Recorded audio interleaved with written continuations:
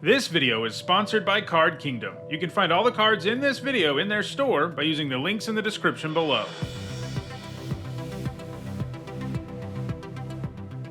Hi everyone, I'm Neat Sahone, and it's time for another MTG Top 10, the series where I usually rank cards based on their historical performance and Magic's highest level of competition. Sometimes, though, I like to do something a little bit different with these lists, and that's what we're doing today. In this Top 10, I'll be giving you my picks for 10 cards that should probably be unbanned. Banning cards is important in Magic. This is because sometimes cards get printed that are way too good and they dominate or warp a format. However, some of the cards that are currently banned really shouldn't be. Unbanning cards is just as important as banning them because making sure players have access to as many cards as possible without breaking a format is important. The ban list for any format was fair game for this list, and for each of these cards I'll make my case as to why I think it would be safe to unban them. I will say that a recurring theme will be that these cards have been banned for a pretty long time and they no longer represent the threat to the format that they used to. Alright, without further ado, let's take a look at my picks for the 10 cards that should be unbanned. At number 10, I've got Coalition Victory, which is banned in Commander. For 3 generic and 1 of each color of mana, it's a sorcery that wins you the game if you control a land of each basic land type and a creature of each color. This card originally got banned in 2007 because the alternate win condition seemed antithetical to what Commander was about. It doesn't really matter what your opponents are doing, you just win and they all lose. It's been a long time since then, though, and other alternate win conditions, most famously Thassa's Oracle, have been allowed to exist in the format, so it doesn't hold much water anymore that we can't have alternate win conditions. Furthermore, actually winning with Coalition Victory is pretty challenging. Before the printing of Leyline of the Guild Pact, I would have had this much higher on the list, but now that that card exists, I'm a little less confident that it should be unbanned, since Leyline plus Coalition Victory is a 2-card combo that is all but guaranteed to win you the game, but I do still think it should be unbanned. This is because of its incredibly high mana value of 8, coupled with the fact that you can only play it in a 5-color commander deck. Furthermore, it isn't that difficult to disrupt, especially without the Leyline around, but even if the Leyline's in the mix, it isn't like getting rid of it is impossible. So, it still takes enough setup and enough mana, and it's easy enough to disrupt, that I think it's worth taking a look at whether Coalition Victory still causes problems in Commander. At number 9, it's Mind Twist, which has been banned in Legacy since the format was born. For X and a black, this sorcery makes your opponent discard X cards at random. In the early days of Magic, this was one of the most powerful cards in the game. So powerful that they restricted it before the first Magic World Championship in 1994. It's also been restricted in Standard and Vintage and banned and extended over the years. The problem with allowing a full 4 of in Magic's early days is that many games came down to who would cast Mind Twist first, using fast mana like Dark Ritual. While Mind Twist is still powerful, it is notable that it was unrestricted in Vintage in 2007 and it has barely been a blip on the radar in that format over the last 17 years. Admittedly, Legacy isn't Vintage, but it is the closest thing, and in fact in that format you have access to even more fast mana than you do in Legacy. Also worth noting is that Hymn to Turok is legal in Legacy, and while it doesn't have as high of a ceiling of Mind Twist, it has a very similar effect in the early game, and it isn't even close to being a busted card in the format. Mind Twist just isn't that well positioned anymore. This is partly because mini decks these days are graveyard decks that don't care too much about you making them discard cards, and it also feels a lot slower and clunkier. You usually need to pay at least 3 for X to really feel like you're coming out ahead, and by then your opponent is likely to have used their own mana to get way ahead on board, combo off, or interact in a more meaningful fashion. Mind Twist just isn't the threat it used to be, and I think it should become legal in Legacy for the first time in its history. At number 8, I've got Zerta the Dawnwaker, which has been banned in Legacy since 2019. For 1 generic and 2 red-white hybrid mana, Zerta is a 3/3 that reduces the cost of your activated abilities by 2 generic mana, although it can't reduce the cost to less than 1 mana.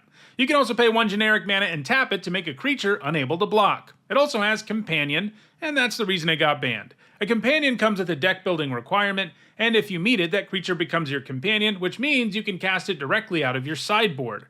Zerta got banned in Legacy in 2020 because of how it could combine with Grim and Basalt Monolith. Both of these mana rocks make you pay mana to untap, but with Zerta in play, the mana produced by them is more than enough to pay to untap them. So if you get either of them in play with Zerta, you can produce infinite mana.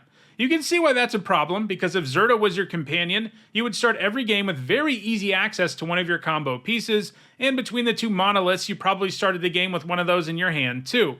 So why do I think Zerta should be unbanned? Well, because the companion rule ended up breaking so many formats that they eroded the entire mechanic. Now you have to pay 3 generic mana to move a companion from your sideboard to your hand before you can cast it. Obviously this makes companions a lot slower, and it opens you up to discard too.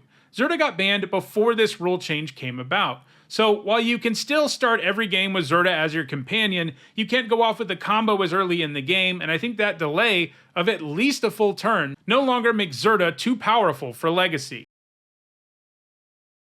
At number 7, I've got Frantic Search, which has been banned in Legacy since 1999. For 2 generic and a blue, Frantic Search is an instant that draws you 2 cards, then you discard 2 cards and untap up to 3 lands. Obviously, this is card disadvantage, but it does let you load up your graveyard, dig deeper in your deck, and the fact it untaps your lands means it's basically free. It can be particularly good alongside something like High Tide since it makes your islands tap for more mana, so you can actually net mana when you cast Frantic Search, and High Tide is what got it banned back in the day. All of that stuff is still true about Frantic Search, but the card is seriously lacking in efficiency in today's Legacy format. 3 mana is a lot, and you should be doing something far more impressive with that amount of mana. To be honest, I'm not sure Frantic Search being unbanned would even result in decks like Storm or High Tide becoming significantly better, because there are just better cards out there. While the formats are different, this is another case where this card was unrestricted in Vintage a long time ago, and it hasn't really seen any play in the format. This gives us another small data point to support the unbanning of Frantic Search. At number 6, I've got Umezawa's Jitte, a card that has never been legal in Modern because it was preemptively banned in 2011 when the format was rolled out. The Jitte is a strong piece of equipment. For 2 generic and 2 to equip, it makes it so that when the creature deals combat damage, you put 2 charge counters on the Jitte, then you can remove a counter to give the equipped creature +2/+2, target creature -1/-1, or gain 2 life. The Jitte is incredibly strong against creature decks as it gives you a really accessible source of removal, and it's also pretty nasty that you can tutor it up with Stoneforge Mystic. One of the things that makes the Jitte really nasty is it doesn't even need to be equipped to something to use its ability. However, in the years since Modern was created, a lot has changed, and I don't think it's strong enough to warrant this ban anymore. After all, you have to cast and then equip the thing and then get in for combat damage. There are lots of points where your opponent can really efficiently interact with that and crush you with tempo. Removal has only gotten better in Modern since the format was created. There are a ton of newer 1 mana or free ways to interact, like Fatal Push, Unholy Heat, Leyline Binding, and Solitude. I mean, Hammer Time decks in Modern can easily win with a single swing from an equipped Inkmoth Nexus, and Jitte isn't anywhere near that insane. I think all of that means it's now safe to unban Umezawa's Jitte in Modern. At number 5, it's EarthCraft, which has been banned in Legacy since 2003. For 1 generic and 1 green, this enchantment lets you tap an untapped creature you control to untap target basic land. It got banned because of how it comboed with Squirrel Nest. The Nest is an aura with enchant land, and it allows you to make a 1/1 green squirrel token when you tap that land. In other words, with both the Nest and EarthCraft in play, you can make as many squirrels as you want, since you just tap the new token to untap the enchanted land. This is undoubtedly a fearsome 2-card combo, and it was particularly problematic back in 2003 when Enchantress decks were at the height of their powers. These decks were all about Argothian Enchantress and playing a whole bunch of enchantments to rip through your deck until you found a combo, like this one, and then you would win. Decks in Legacy these days are way too fast for this to be any sort of threat, and Enchantress decks aren't really a factor in Legacy right now anyway. These 2 cards are also both almost entirely useless when you get them alone, and that's a pretty big problem. Enchantress decks probably would get a little boost from the return of the combo that was good 21 years ago, but I certainly don't think it would be enough to make them broken. I've seen a lot of people mention reserve list concerns when discussing why this card should remain banned, but that doesn't really stand up to scrutiny. Cards on the reserve list are cards from the early days of Magic that Wizards of the Coast has promised never to reprint, so the number of copies out there is limited. The question is whether or not unbanning this would make it so expensive that the barrier of entry for Legacy becomes too high, but because I'm fairly confident that it wouldn't see a ton of play in the format, I'm not that worried about that. If it became legal, Enchantress decks would want maybe 1 or 2 copies. It isn't like the demand would be insane. Besides, there already are way more expensive cards that people do play a lot in the format. Tabernacle at Pendrell Vale most notably, which costs around $2,700. So if it got unbanned in Legacy, its price probably would go up, but there's a good chance it wouldn't even be in the top 15 or 25 most expensive cards legal in the format. So I don't think the reserve list should matter when considering whether to unban this card. At number 4, it's Splinter Twin, which has been banned in Modern since 2016. It was originally banned because it was making the format highly homogeneous. Blue-red control decks that ran the Twin combo as a win condition had a really high win rate and a really high share of the metagame back then. The combo works like this: you flash in a Pestermite or Deceiver Exarch at the end of your opponent's turn, then you untap and slap Splinter Twin on the creature, then you tap the creature with the ability gained by Splinter Twin, which makes a copy. That copy enters the battlefield and then untaps the enchanted creature, and you can make as many copies as you want. There's been a portion of the community that has thought Splinter Twin should be unbanned since the day it got banned, but I think it was the right decision to ban it when they did, but I think it's time to unban it now. After all, there are plenty of other powerful combo decks in the format that are allowed to exist, like Living End, Indomitable Creativity, Yawgmoth, and Hammer Time. That's because there are tools in place to keep these decks from being completely insane. Earlier I mentioned the fact that there's a lot of cheap interactive spells in Modern now that didn't used to exist, like Fatal Push, Unholy Heat, Leyline Binding, Solitude, and Force of Negation. I do think if Splinter Twin got unbanned, Twin decks probably would be a factor in the format, but they wouldn't be the insane powerhouse they once were. They'd be kept in check, just like all the current combo decks in the format are. At number 3, I've got Sway of the Stars, which is banned in Commander. For 8 generic and 2 blue, this sorcery makes each player shuffle their hand, graveyard, and permanents in play into their library. Then they draw 7 cards and each player's life total becomes 7. That's a powerful effect. It's one that even impacted Magic's 60-card formats despite that mana requirement. At the Kamigawa Block Pro Tour, it was played in a Heartbeat of Spring deck that intended to make so much mana with Heartbeat that it could cast Sway and float a bunch of mana before slamming a huge creature on the now empty board. This is the same type of strategy that got Sway of the Stars banned in Commander way back in 2005 when the format first entered the mainstream. It was banned in the same announcement as the Power 9. As with Coalition Victory, the problem with this card was that it made the rest of what happened in a game kind of irrelevant, and you could win the game out of nowhere. But there are plenty of combos that do exactly this legal in Commander now, and most of them don't require a startup cost of more than 10 mana to do their thing. Like I discussed with Coalition Victory, the game has changed a ton in the last couple of decades, and I don't think Sway of the Stars is the threat it once was. It's just too slow for it to be too scary. If you do have an opponent pull this off in-game, more power to them, because it isn't easy.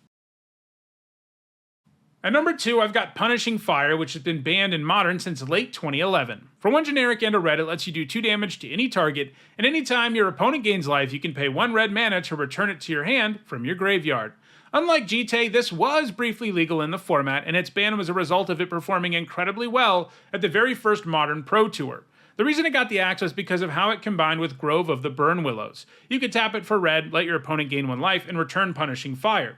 This gave you a pretty awesome value engine that was great for wiping out your opponent's small creatures. That made it really difficult for creature-based decks to really thrive in Modern. While that is undoubtedly strong, as the format has gotten more and more powerful, having to pay 3 mana over and over again to kill small creatures is no longer the deal it once was. There's also a ton of incidental graveyard hate in the format that creature-based decks could use to disrupt this. I don't think this value engine combo is fast enough or efficient enough to be a format-warping threat in Modern anymore.